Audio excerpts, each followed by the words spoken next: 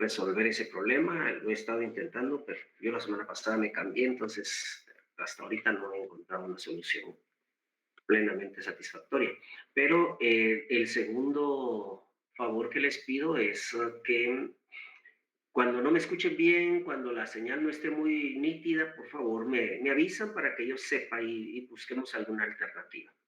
Lo importante es que se desarrolle la clase con la mayor normalidad posible. Así es que les voy a agradecer, por favor, cuando me escuchen entrecortado, me avisan, ¿verdad? No siempre es cuestión de origen, a veces la señal de algunos de ustedes puede no ser tan buena y eso también hace que no llegue nítida. Por eso es que eh, pues voy a pedirle, sobre todo a quienes sepan de antemano que tienen un buen servicio de Internet y que en ese caso, pues lo más probable es que sea mi señal la que está deficiente. Así es que con eso empezamos. No sé si tienen alguna inquietud, alguna pregunta.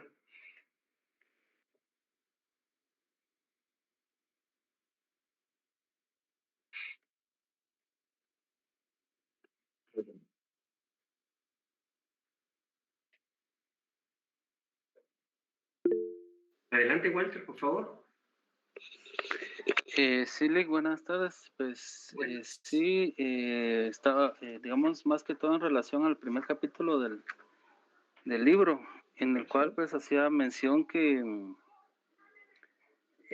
básicamente pues nos instruye a que nosotros podamos, en la medida de que vamos adquiriendo cierto conocimiento, poder tener como que esos criterios más fundamentados para poder, en todo caso, como defender nuestras ideas, ¿verdad? Con un fundamento principalmente teórico y que en función de eso, pues debemos de estar abiertos a poder leer las ideas de otras personas para ir poder formando nuestro criterio.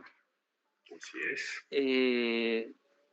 En función de eso, pues también hablaba acerca de la sabiduría y de la felicidad y pues comentando de que había pues una relación directa entre la filosofía y la felicidad y que básicamente habían dos objetivos que en la medida en que fuéramos alcanzando esas dos o esos dos aspectos de nuestras vidas podíamos nosotros ir como que de alguna manera buscando también lo que es la felicidad, ¿verdad? Y básicamente habla de la sabiduría y la búsqueda de la verdad. Así es. En función de eso, pues en la búsqueda de la sabiduría expresa acá que se entiende como la adquisición de los conocimientos necesarios para encontrar el sentido de la existencia. Entonces, acá, pues digamos que es donde ya empiezan a haber como que ciertas preguntas que ciertamente uno se empieza a hacer, como por ejemplo, empezar a cuestionarnos sobre qué es en realidad la existencia, qué es lo que realmente existe y desde dónde podemos dar nosotros por sentado que podemos empezar a contar o a la existencia. Entonces, eso pues obviamente deja como que unas puertas bastante abiertas para ir buscando este tipo de preguntas, ¿verdad? Acerca de lo que en realidad es la existencia, en virtud de que en la medida que nosotros vayamos encontrando ese tipo de respuestas, pues podemos ir adquiriendo esa sabiduría. Luego está la búsqueda del conocimiento de la verdad, que significa el esfuerzo por desentrañar los secretos de la realidad.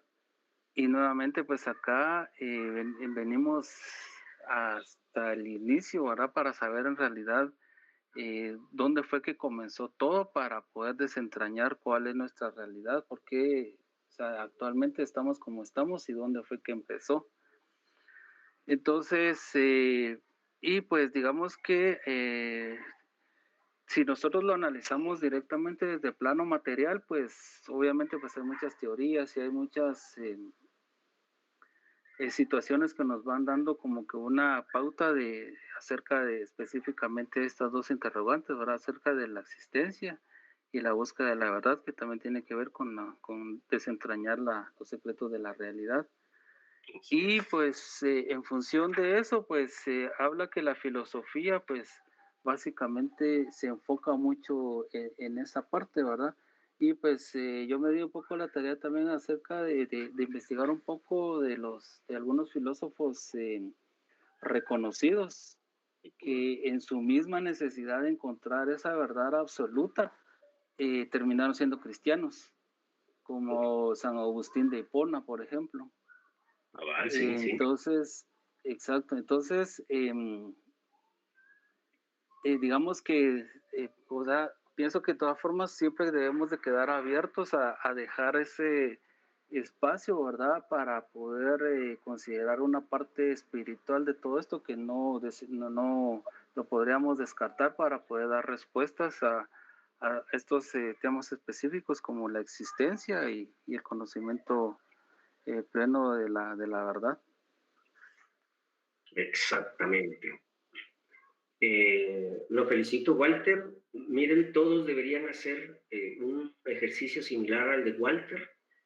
Admirablemente resumió los aspectos básicos del capítulo 1. Siempre ese ejercicio que hizo Walter, que supongo por la forma en que se expresó es algo cotidiano en él, es una especie de costumbre que ya debe tener, es aplicable a todos los aspectos de la vida. Por supuesto, en el aprendizaje, en la educación, es mucho más visible, pero créanme que incluso con nuestra propia eh, emociones, con nuestros sentimientos, con nuestras relaciones, debemos hacer lo que hizo Walter, porque poner en blanco y negro nuestras ideas aparentemente es una pérdida de tiempo, pero lo que provoca es que nuestro cerebro realmente absorba las ideas. Cuando leemos, creemos que entendimos y ahí lo dejamos, se nos olvida. En cambio, el ejercicio que hizo Walter es no solo muy interesante, muy certero, porque sí, logró definir bien todos los aspectos, sino sobre todo es muy útil, muy práctico para el aprendizaje. Así es que lo felicito, Walter, invito a todos los demás a que hagan un ejercicio similar. Puede hacer así verbalmente como lo expresó Walter, también pueden hacerlo por escrito, que es mucho mejor, porque no solo hacen el esfuerzo intelectual de sintetizar, sino también el de plasmarlo en un texto. Entonces, primero lo felicito y segundo, los invito a todos para que hagan lo mismo. Ahora, el comentario sobre la participación de Walter. En efecto, yo creo que la filosofía, más que buscar respuestas, lo que nos plantea son preguntas. Pero no porque es una constante, ¿cómo les puedo decir? Estarnos preguntando no significa que vamos a estar con la angustia de no saber la respuesta, sino que vamos a estar precisamente dándonos respuestas permanentemente. Ese es el sentido de la vida y es el sentido de la felicidad. Ustedes no saben qué va a pasar mañana en su propia vida. Entonces, tenemos que estar abiertos a las interrogantes, a las necesidades que el entorno nos plantee. Por eso es que Walter hace énfasis justamente en esa cualidad de la filosofía, en ese, más que de la filosofía, de una mente filosóficamente abierta. Walter decía, hay que estar abiertos a cambiar, y él menciona, por ejemplo, a Agustín de Hipona, que él provenía de un pueblo africano y se convierte al cristianismo, venía del paganismo, él vive sin Agustín, realmente se crea el cristianismo en el sentido estricto. Antes de él no había mucho, ¿qué les puedo decir? Un corpus dogmático del cristianismo.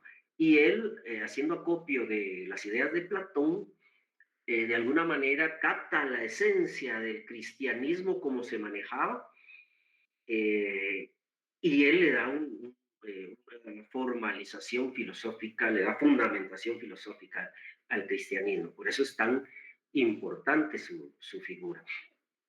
Luego, siglos posteriores, viene Santo Tomás, él sí fue cristiano, obviamente era un sacerdote de la escolástica medieval, y él aporta al cristianismo los planteamientos realistas de Aristóteles, y entre ellos dos realmente crean el cristianismo. Nosotros, por supuesto, vivimos dentro de una sociedad cristiana y asumimos que la Biblia es la Biblia desde siempre. No hay, todo esto ha sido producto de muchos procesos históricos. Para ponerles un ejemplo, hay muchos nuevos testamentos, no sé si se han enterado de eso, incluso hay uno de Judas y hay muchísimos más que los tres que generalmente se conocen. Y es porque, de alguna manera, cuando se oficializa el cristianismo como religión del Imperio Romano, justamente se carecía de esas doctrinas y entonces se hace una especie, voy a ser muy simplón, ¿verdad? Una especie de concurso para ver quién aporta y por eso hay muchos. Siglo III más o menos se va fijando las primeras doctrinas, pero es Agustín de Hipona quien, tras convertirse al cristianismo, logra eh, de alguna manera unificar y fundamentar el cristianismo. Así es que muy buen aporte de Walter. Muy bien, no sé si alguien más pudo leer su capítulo 1. Cuando Walter hablaba, yo iba pasando las diapositivas porque justamente él tuvo esa capacidad y esa sagacidad de resumirlo todo. No sé si alguien más. ¿Ha estado bien la señal, jóvenes? Sí. Por momentos, Sí, cuando estaba hablando Walter, a mí se me Sí, entrecortaba. licenciado. Gracias, Vilma. Gracias. Les agradezco siempre que me respondan. Gracias, Dayana. Muy bien. Por favor, me indican, aunque yo no se los pregunte, cuando la señal merme, me avisan para que yo vea qué medidas tomamos. Bueno, mientras ustedes preguntan, yo les voy a hacer algunos comentarios, que son meros comentarios. Ya hablamos en clases de la alegoría de la caverna, ¿no? Hablábamos de cómo la filosofía se plantea como un proceso de liberación que en su principio es doloroso, porque para utilizar frases así a la moda, estamos en nuestra zona de confort viendo las falsedades. Para traducirlo, nos encanta Coca-Cola y McDonald's, ¿verdad? Que son basura, pero que es nuestra zona de confort, la publicidad nos empuja a eso. Y entonces, cuando nos dicen, ¿por qué no comes sano? Decimos, uy, que comer sano debe ser horrible, ¿verdad? Porque pensamos que lo sano es sinónimo de lo feo. Porque la publicidad se ha empeñado en decirnos que lo rico es esa chatarra que nos vende McDonald's, Campero, Burger King, la Coca-Cola, la Pepsi. La Coca-Cola es un excelente producto, pero para destapar inodoros, imagínense la calidad de las cosas que nos tragamos. Bueno, entonces ese proceso es duro, es difícil, es doloroso, porque nosotros estamos acostumbrados a vivir una vida mediocre y pensamos que eso es lo que nosotros queremos, porque se han empeñado, el sistema de consumismo se ha empeñado en meternos en la cabeza que eso es lo que nosotros deseamos, que eso queremos, que eso necesitamos. Cuando la filosofía nos plantea cambiar, salir a la realidad, a una realidad más plena, más vigorosa, más vivencial, eh, entonces definitivamente nos da miedo, eh, qué sé yo, ese salto al vacío que creemos. Estamos aquí bien, tengo mi trabajo, aunque me pagan una miseria, pero por lo menos me permite sobrevivir, estudiar, para que cuando ya me gradúe ya va a ser otra cosa. Bueno, entonces estamos tan metidos en nuestra zona de confort que el proceso de rompimiento es doloroso porque incluye también ese proceso de reconstrucción, de rehacernos, de recrearnos. El ser humano, yo les decía en la primera clase, es el único que nace incompleto y se crea a sí mismo en la medida en que toma decisiones. Los animales ya vienen equipados con todo, no necesitan tener una u otra experiencia para hacer esto o aquello. Nosotros sí.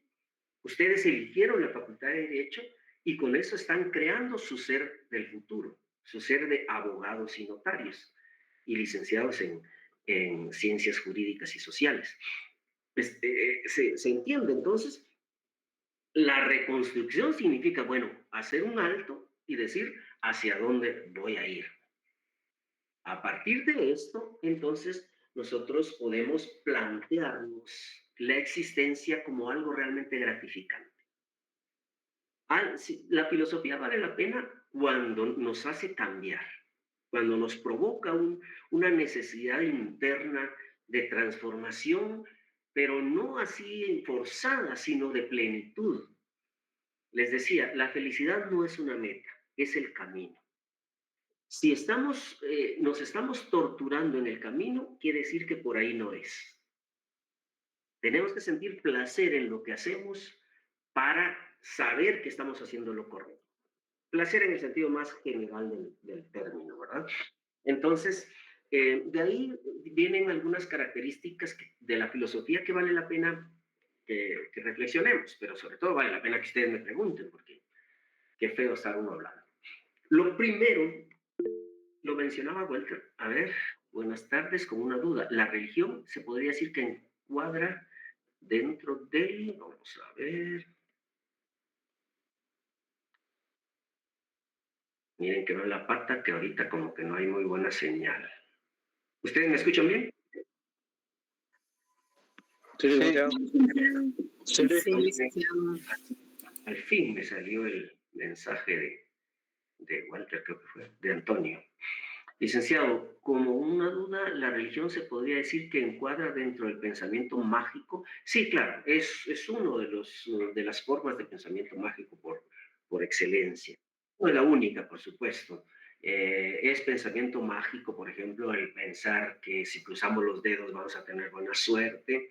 Es pensamiento mágico pensar que con que nos lo propongamos vamos a cambiar, con solo proponérnoslo, como dice Ogmandino y todos estos escritores de superación, que el éxito está en ti, que solo de ti depende todo. Eso es pensamiento mágico, ¿verdad? Porque no toma en cuenta la realidad. Imagínense ustedes, yo pongo ejemplos crueles, ¿verdad? Imagínense que a un niño desnutrido, analfabeto, porque no tiene ni para llegar a la escuela, le dicen, tú eres pobre porque quieres, si tú te empeñas vas a salir.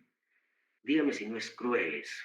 Es cruel porque se le carga al niño la culpa de un sistema que es en sí mismo excluyente. Entonces, sí, por supuesto, la religión es por excelencia el pensamiento mágico, pero en términos cotidianos, nuestra vida está impregnada de pensamiento mágico. Pensar que nos van a valorar más porque tenemos una camisa bien chilera, una chumpa bonita. Eso es pensamiento mágico también. Pensar que si nos pintamos el cabello vamos a ser más hermosos, eso es pensamiento mágico.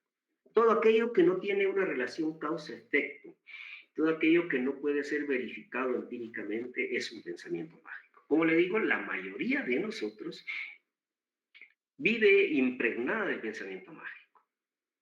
Y la idea es justamente que como está ahí en la imagen, que rompamos esas cadenas. El pensamiento mágico es útil, es práctico, porque de alguna manera es una especie ¿de qué? De acetaminofén, nos alivia, nos quita el dolor inmediato. Me imagino que ustedes saben qué es el acetaminofén, ¿vale?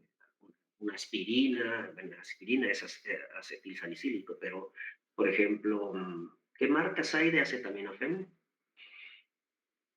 O para las mujeres, Dorival, que es ibuprofeno.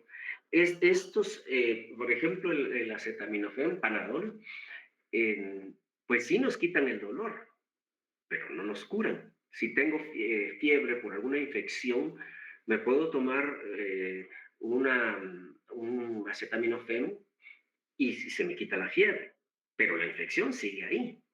Y eso es el problema con el pensamiento mágico, que sí nos alivia en lo inmediato, pero no, por decirlo así, no nos libera, no, no, no nos no hace que superemos las carencias que podamos estar manifestando.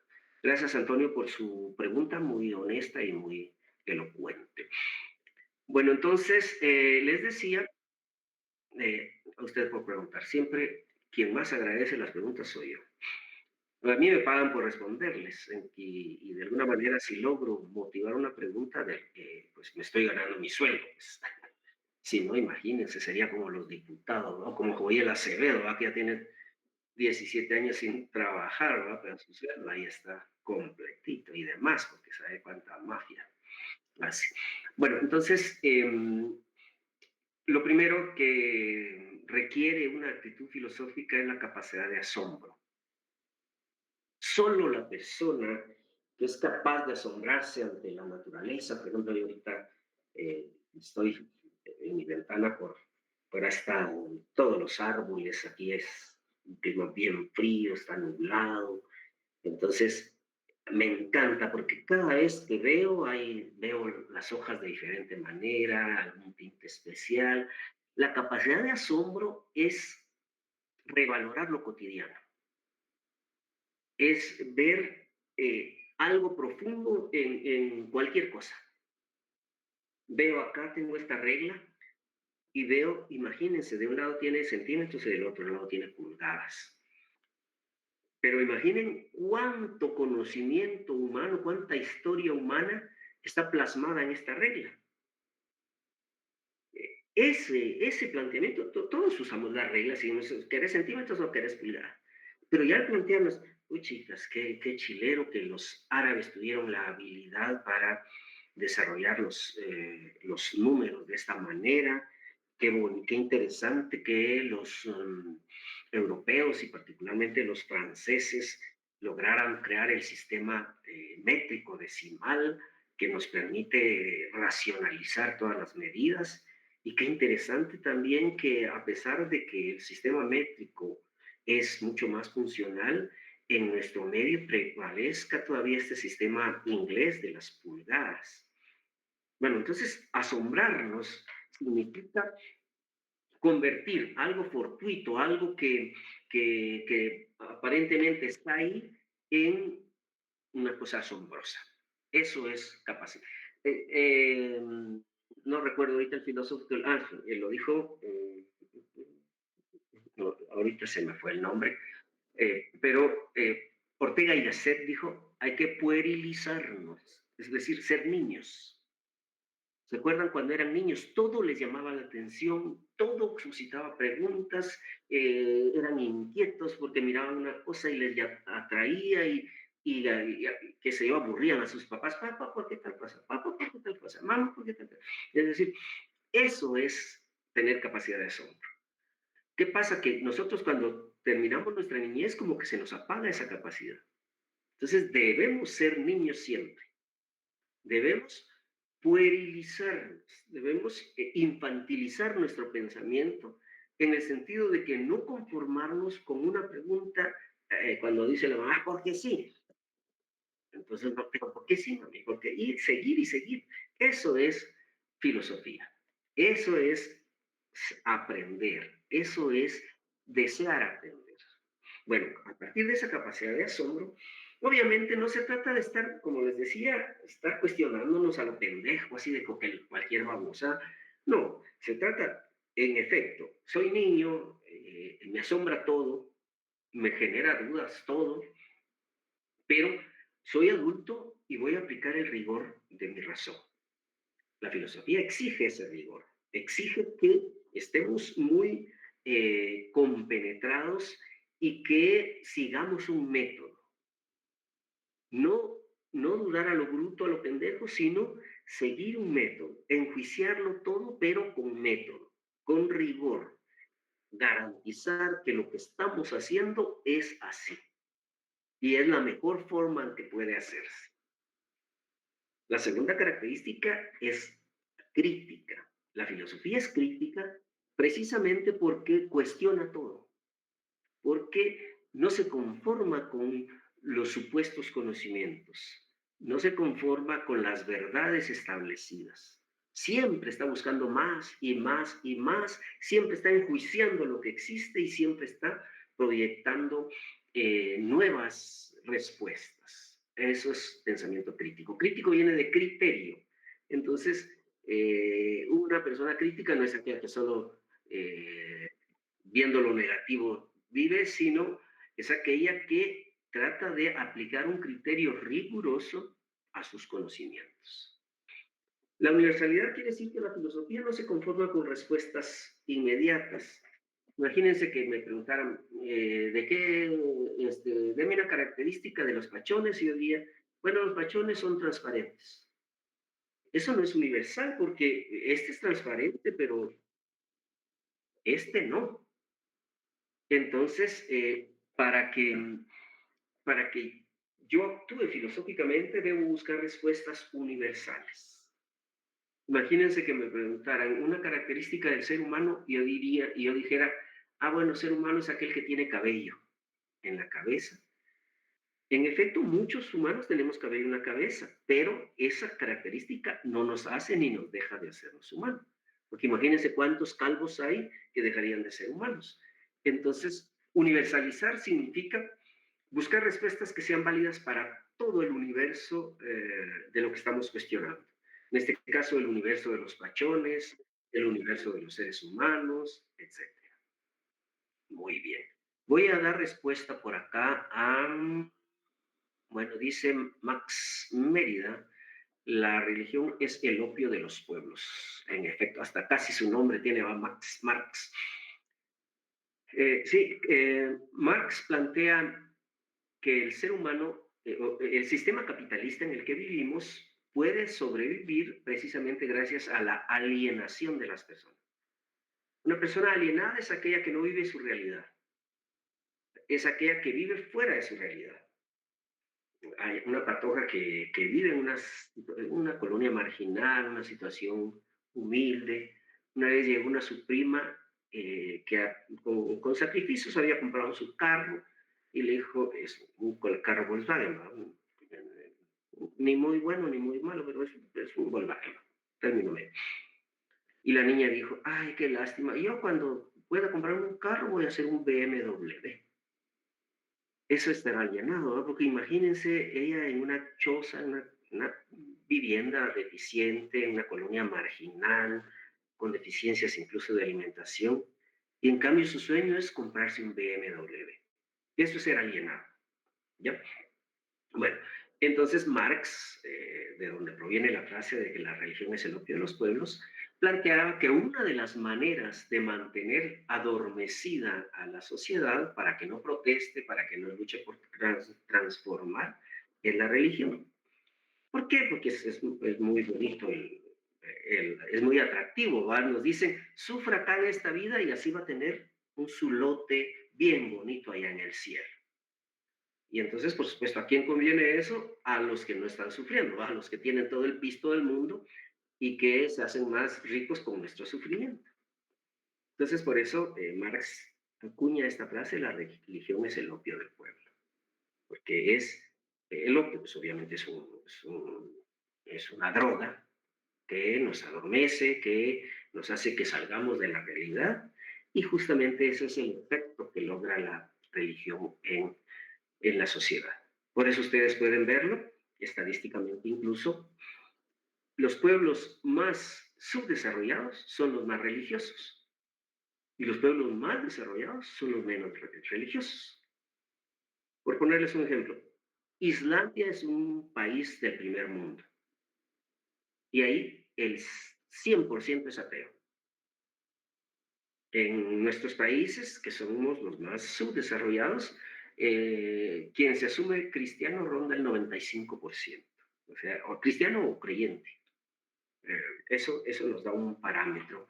Y precisamente, ¿por qué nosotros somos más religiosos? Porque precisamente hay más sufrimiento. Entonces tenemos que buscar una válvula de escape, una droga, algo que nos adormezca el dolor de una sociedad inequitativa, injusta, marginal, y eso nos hace pues, asumir la fe. Yo no hablo mal de la religión, simplemente, eh, ya que Max lo trae a colación, planteo cosas precisamente como para hurgar el hormiguero, para que cada uno de nosotros vaya abriendo su mente. Muy bien, finalmente la filosofía es ante todo una praxis. Praxis significa un poco lo que mencionaba el compañero Walter, cuando decía que nosotros debemos buscar ser felices por medio de la sabiduría. ¿Qué es la praxis? Es convertir un conocimiento en una acción. Por ejemplo, yo aprendo un poco de carpintería y fabrico un mueble. Yo no podría presumirle, fíjense que yo soy un gran carpintero porque ya tomé 100 cursos en Intecap. Yo podría decir, soy carpintero porque fabrico muebles. Ahora bien, quien ha estudiado tiene mejores perspectivas para hacer mejores muebles que quien no ha estudiado, quien a base de pura experiencia, pues obviamente va a desarrollar habilidades y tal vez, pero le va a tomar mucho tiempo. En cambio, quien estudia, es decir, quien conoce, quien domina el conocimiento, le es más fácil dominar la acción. A eso se le llama praxis, a la combinación entre teoría y práctica. La filosofía busca eso. Busca no solo que nos llenemos de un montón de conocimientos y de ideas, sino que esos conocimientos y esas ideas se transformen en una vida más plena.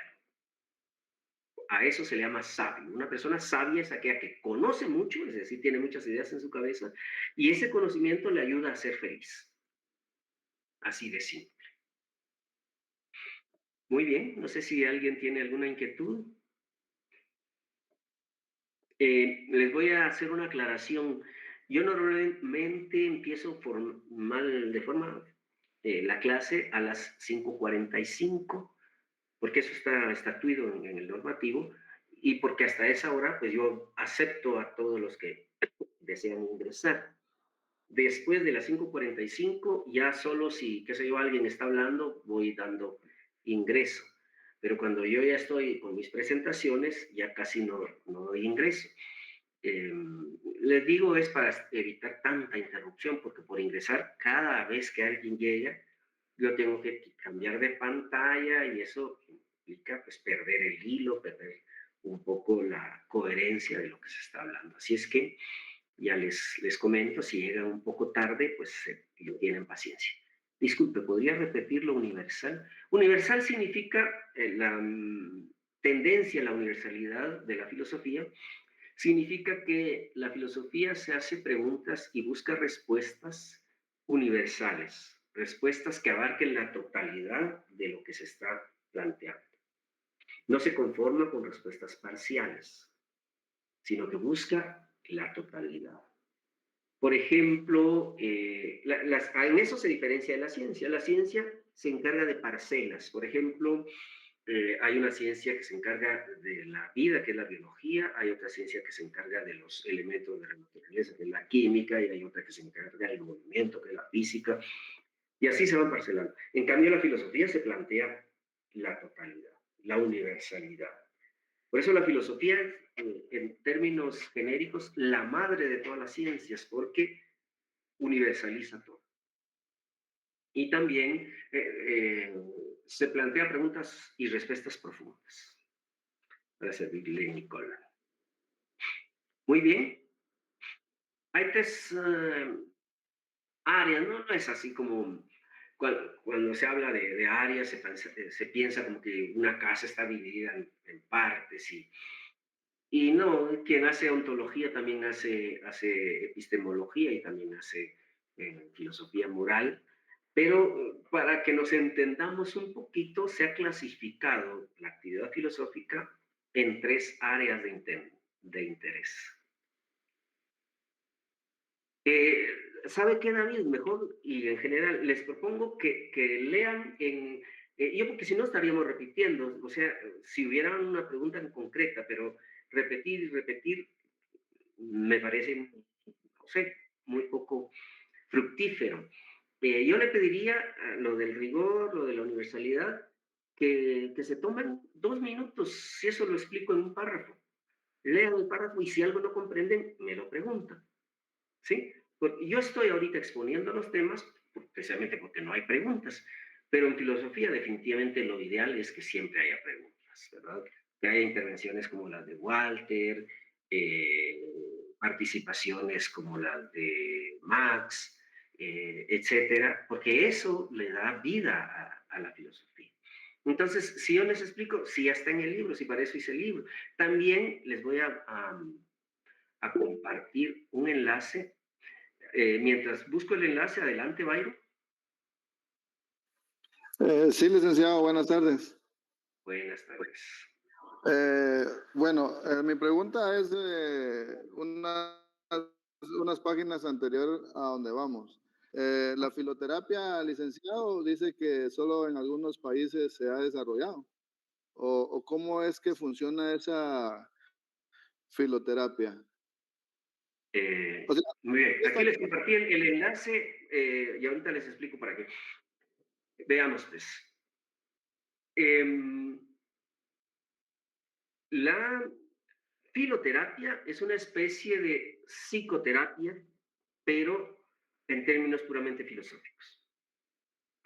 Un filoterapeuta es también como un psicoterapeuta que busca de alguna manera que el paciente resuelva sus conflictos emocionales.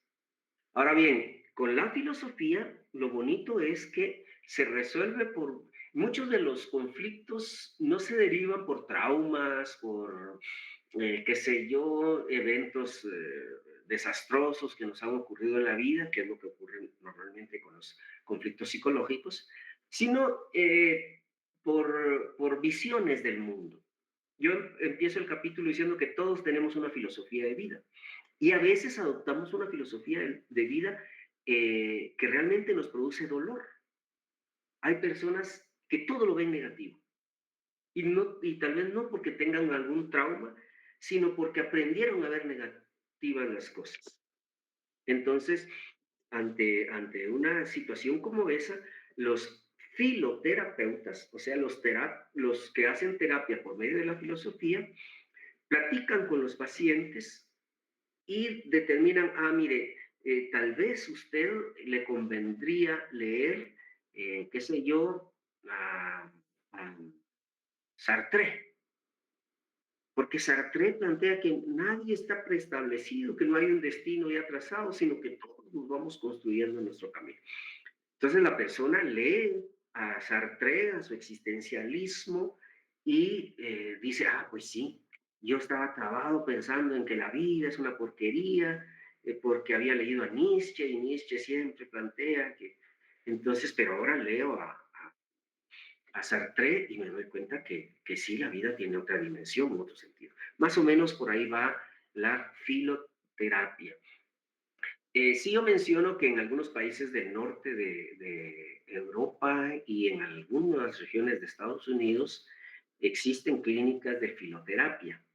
Y no porque solo sea exclusiva de ellos, sino porque en nuestros países, imagínense que aquí todavía se tiene ese como tabú de que ir al psicólogo es estar loco y que no, yo estoy bien, tío. No, todos, ustedes y yo, todos necesitamos ir al psicólogo.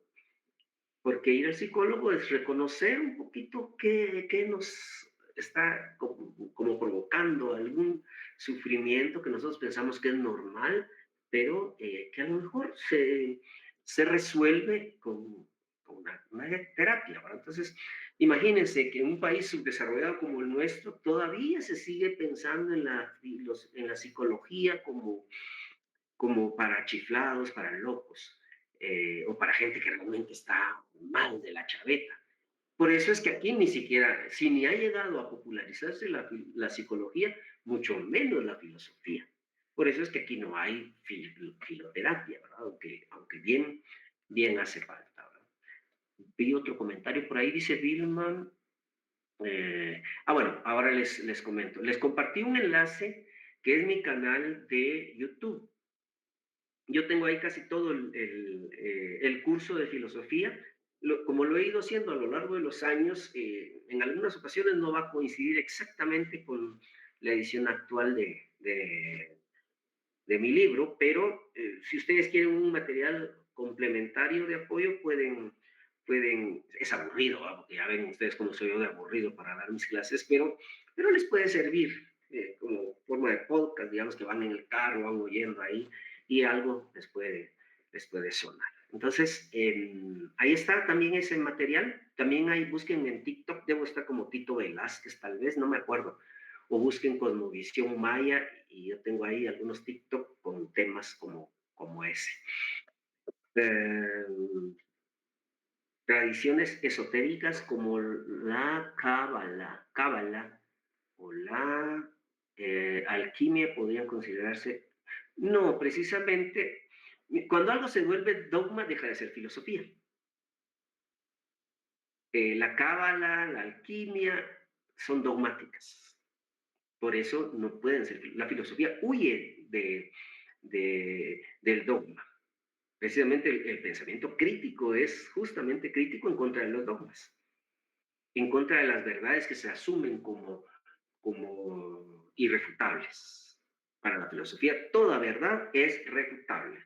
Decía un filósofo científico, Mario Punge, para que la ciencia sea ciencia debe ser falsable. Falsable significa, bueno, yo hice un experimento, yo hice una investigación y hasta donde pude llegar llegué a esta conclusión. Pero en esta conclusión puede haber un error. Eso es la falsabilidad. Y puede haber un error, entonces puede venir otro científico, evidenciar ese error y crear una nueva teoría que a su vez puede tener algún error, que va a venir otro científico y va a descubrirlo y a superarlo. Así se ha formado el conocimiento humano. Muy bien, entonces no sé si con eso le respondo, Vilma. Ah, no, eso es Max. Vilma dice, compañeros, buenas noches. Disculpe, Podr, y ahí se quedó, no sé qué quería decir. ¿Podrá proporcionarme los apuntes de las clases de la semana pasada? Ingrese hoy. Póngale tilde a ingrese para que diga ingresé hoy. No necesita de apuntes, mi estimado, ninguno de ustedes necesita, Vilma y todos, ninguno necesita de apuntes. Es más, yo les pido que no tomen apuntes, porque de esa manera hacen el esfuerzo que hizo Walter.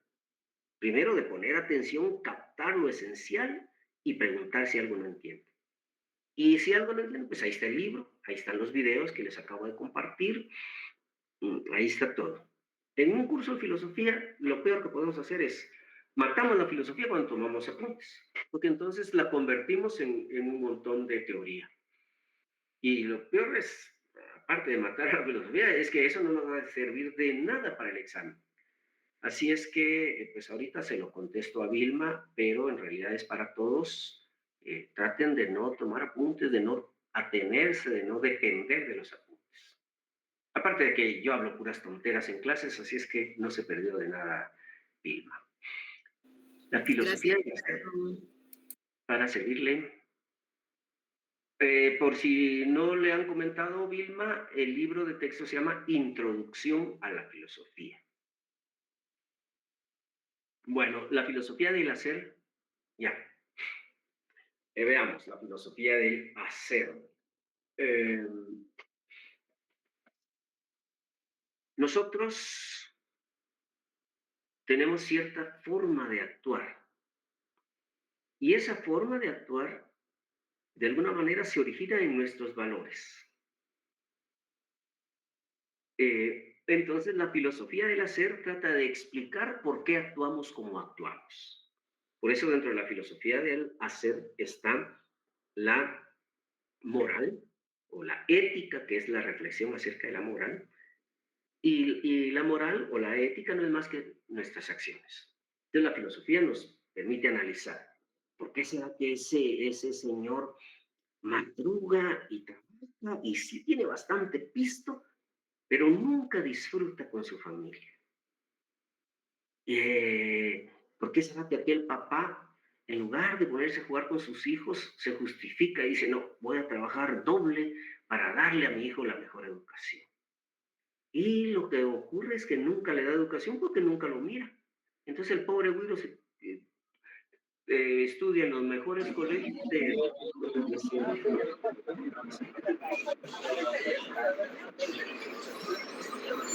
Marcos, cuidado. Marcos. Ya lo silencié porque este Marcos, a ver en qué motel estaría y mejor no va a ser que... Bueno, entonces, la filosofía del hacer reflexiona acerca de las acciones del ser humano. Les decía, un ejemplo, la ética explica por qué nosotros actuamos como estamos, como actuamos, ya lo vamos a ver en el capítulo 3. Otra es la axiología, que habla acerca de los valores. Por ejemplo, estos casos que les puse de ese señor que trabaja y trabaja y trabaja y tiene mucho dinero, pero nunca disfruta de su familia, es porque su valor está monetizado. Él asume que a través del dinero va a lograr todo lo demás y precisamente lo que hace es perder todo lo demás. El otro ejemplo del papá, que también es capitalista que con el aparente fin de dar una buena educación a su hijo, lo que está diciéndole al hijo es lo más importante es conseguir pisto. Y entonces pierde lo esencial, que es la construcción familiar armoniosa, el jugar, el compartir, el dedicar tiempo de calidad a sus hijos. Eso es filosofía del hacer. Muy bien, dice, no sé a qué es la filosofía del hacer. César Delgado hace una pregunta, ¿es la felicidad un estado individual o colectivo? Veamos, pues, la filosofía nunca le va a dar una respuesta simple, y si se la da, no es filosofía. Si partimos de que la felicidad es la resolución de nuestras necesidades, entonces es feliz quien tiene satisfechas las necesidades, sus necesidades. Y hay diferentes escalas de necesidades, pero sobre todo hay alienación respecto a la percepción de las necesidades. Y ese es el gran reto de la filosofía. Eliminar esa alienación, es decir, eliminar eso de que a mí me hace feliz comerme mi hamburguesota a mediodía. Eso nos puede hacer falsamente felices. Dicho de otra manera, en sentido más profundo, la felicidad solo puede ser colectiva. En sentido más profundo. Ya lo vamos a ver en la última clase de este curso, cuando hablemos acerca de, bueno, la penúltima clase va a ser cuando hablemos acerca de la concatenación universal. En sentido estricto, para que una persona sea feliz, se requiere que haya condiciones sociales, económicas, culturales, que permitan la felicidad. Por supuesto, alguien puede de forma alienada decir, yo soy feliz, pero la naturaleza social del individuo hace que sea imposible una felicidad individual. Por supuesto, cada individuo percibe la felicidad, porque cada individuo percibe la realidad. La realidad es la misma para todos, pero cada uno la percibe desde su subjetividad. Entonces, pero de eso vamos a seguir hablando más adelante. Dice Antonio Reyes, licenciado, ¿cómo se podría diferenciar entre ontología y metafísica? Fíjese que en general son lo mismo. Es algo complejo de diferenciarlo y de explicarlo incluso. Y miren, es una especie de nombre azaroso. Aristóteles, uno de los más grandes sabios de toda la historia, escribió varios libros. Y por decirlo así, tenía su librera, como los que están aquí atrás, ¿verdad? Y tenía un anaquel todos sus estudios acerca de la naturaleza, de la velocidad, del tiempo, de la vida, de todo lo que es físico. Pero tenía otras preocupaciones como qué existe, qué hay, qué es, que ya no es... Perdón, se fue la señal, ¿verdad? No sé hasta dónde se quedaron, pero bueno, le decía que la palabra metafísica surgió porque Aristóteles ya no sabía dónde clasificar unas reflexiones y como aquí estaba lo físico, meta quiere decir más allá, Entonces puso aquí lo metafísico, lo que ya no es físico. Entonces, las reflexiones de Aristóteles que puso ahí, que se les llamó metafísica porque ya no eran físicas, eran reflexiones ontológicas. ¿Qué existe? ¿Cuál es el ser de las cosas? ¿Cuál es la realidad más profunda? ¿A qué se le llama realidad?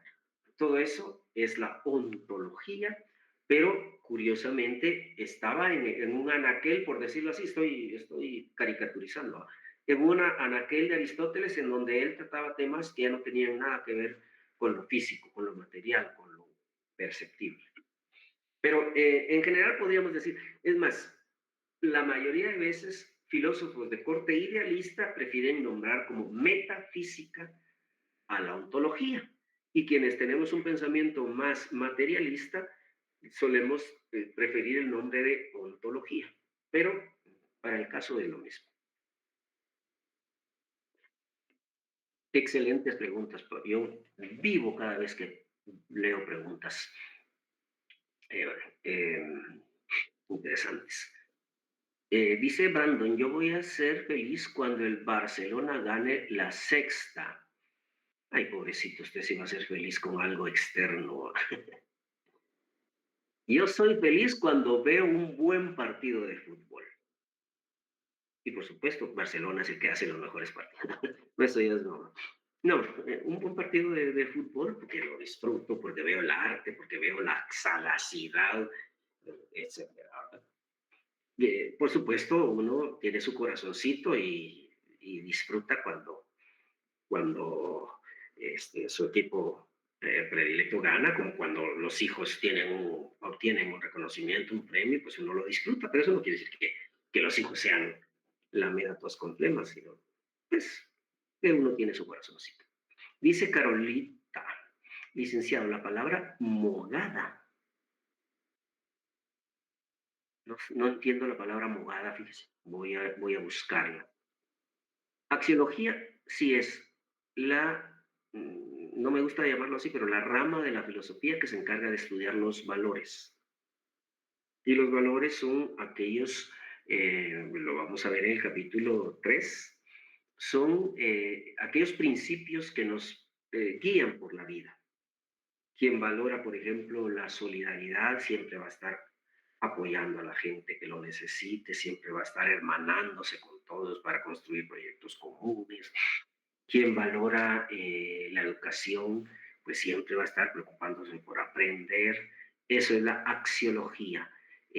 A través de la axiología nosotros, si tomamos conciencia de nuestros valores, somos más coherentes. Como ese papá que les decía que supuestamente para que su hijo sea exitoso lo tortura con clases de música, de guitarra, de fútbol, de pintura y no sé cuánto más. Entonces el pobre güiro termina pero destrozado, cansadísimo y no tiene infancia. Y uno lo mira ya con los ojos así todos pelados porque el pobrecito supuestamente por hacerle un bien, en realidad se está aplicando mal los valores. Dice licenciado en axiología. Deciré, ¿un sabio puede equivocarse o la sabiduría implica siempre? No, es más, el equivocarse, errar es de humano. Errare humane est, dice la frase en latín.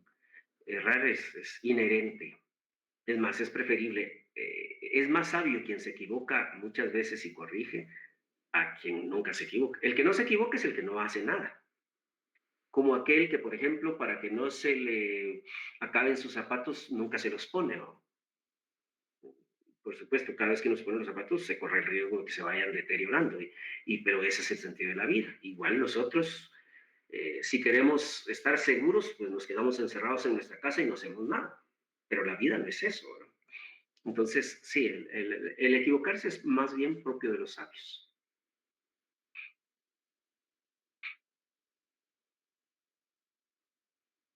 Entre más nos equivocamos y actuamos filosóficamente, más conscientes somos de nuestros errores y por lo tanto tenemos más posibilidades de corregirlos. No sé si hay alguna duda más. Me agradó que se hubieran atrevido a preguntar. es mucho más enriquecedora una clase de filosofía basada en las preguntas y no basada en un aburrido viejito que estaba de hablar y hablar tonteras. ¿Alguien tiene alguna pregunta o algún comentario? Por favor, hagan sus actividades, jóvenes. De eso depende su éxito en esta clase. Si no hacen, para Vilma, que es su primera clase, si no hace el libro, al final tiene una batería de actividades para cada capítulo. Por ejemplo, ahorita ya terminamos el capítulo 1, ustedes se van a poner a hacer sus actividades del capítulo 1. Ahí se van a dar cuenta que muchas de las cosas que creían que habían comprendido, lo más probable es que no. Y entonces se van a empeñar. Así es que hagan sus actividades, resuelvan las actividades a lápiz, para que si se equivocan puedan corregir. Si escriben sus respuestas con lapicero, se pueden equivocar, pero ya no van a poder corregir. ¿Estamos? ¿Dudas, preguntas, inquietudes, comentarios, quejas? Nada. Muy bien, jóvenes, poco tiempo, pero muy bien aprovechado. Me alegra que el internet haya estado en su mayoría bien, creo que 2 veces. A ver, Vilma, no la veo. Disculpe, Dígame. ¿este es el libro que usted pidió? Ese merengues, Ah, muy bien. esa belleza.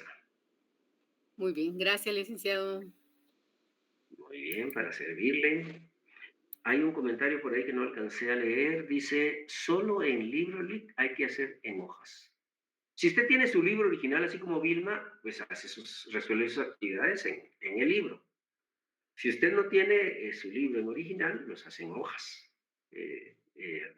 Pienso yo, el libro está diseñado para eso. A eso se le llama un libro fungible, un libro que sirve, que, que funciona, digamos, para resolver ahí mismo y para evaluar ahí mismo su aprendizaje. A veces tenemos ese prurito de que, ay, no, voy a manchar mi libro. No, si la vida es así, ¿verdad? La vida, decía Marco Augusto Quiroga, un gran pintor y un gran escritor guatemalteco, que lo más triste para un escritor es ver un libro impecable, su libro que alguien compró y está, puchas, uno dice, este no disfrutó para nada. En cambio, cuando uno mira el libro lleno de apuntes, ya todo bajado, uno dice, ah, qué rico, valió la pena haber escrito ese libro. Por eso pierdan el miedo, resuelvan sus actividades a placer, pregunten, etcétera. El libro no dice nada nuevo. Lo que tiene, desde mi perspectiva, la virtud del libro es justamente eso, que es una praxis, que usted aprende en el capítulo y luego lo aplica en las actividades. Y justamente los exámenes son similares a las actividades, por eso les insisto tanto, por favor, resuelvan sus actividades. Mi libro debe costar 100, tal vez 90. El precio más barato en la tienda en línea es de 90, pero porque eso es directamente con la editorial. Ahorita les comparto, pues si lo quieren conseguir más barato, pues son unos codos, aunque invertir en libros debe ser, no debe suscitar. Ahí en ese enlace pueden adquirir, yo creo que están casi todos los libros que necesitan para su semestre. También 85, pues chicas, qué bueno, está muy barato. ¿En dónde lo compró Carolita? Porque en la tienda en línea está en 90. Y veo difícil que vendan más barato que en la misma editorial, ¿no? Pero podría darse. En la universidad 95. Sí, pues eso sí es más creíble en la universidad. O tal vez ya era de medio uso, ¿no, Carolita? O tal vez era una edición anterior. Sí, librería jurídica también le sube un poquito más. Bueno, qué bueno, Carolita. Verifique si no es una copia pirata, porque sí. Bueno, tal vez algún vendedor que quiere bajarle el margen de ganancia con tal de captar clientes, también es válido. Pero sí, más o menos yo sabía que el precio oscilaba a 90, 95, 100. Es la 11ª edición.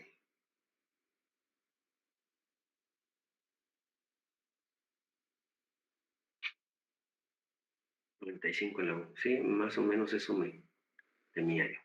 Bueno, jóvenes, es muy agradable una clase en donde ha habido bastantes preguntas. Les agradezco por eso. También por la paciencia, porque sé que en algunos momentos la señal no fue la ideal, pero creo que estuvo bastante bien. A ver, adelante, David, por favor. Buenas noches, Dick, gracias. Solo con una duda en las actividades del primer capítulo, en la serie 5, si no estoy mal, que dice que hay que entrevistar a 2 profesionales.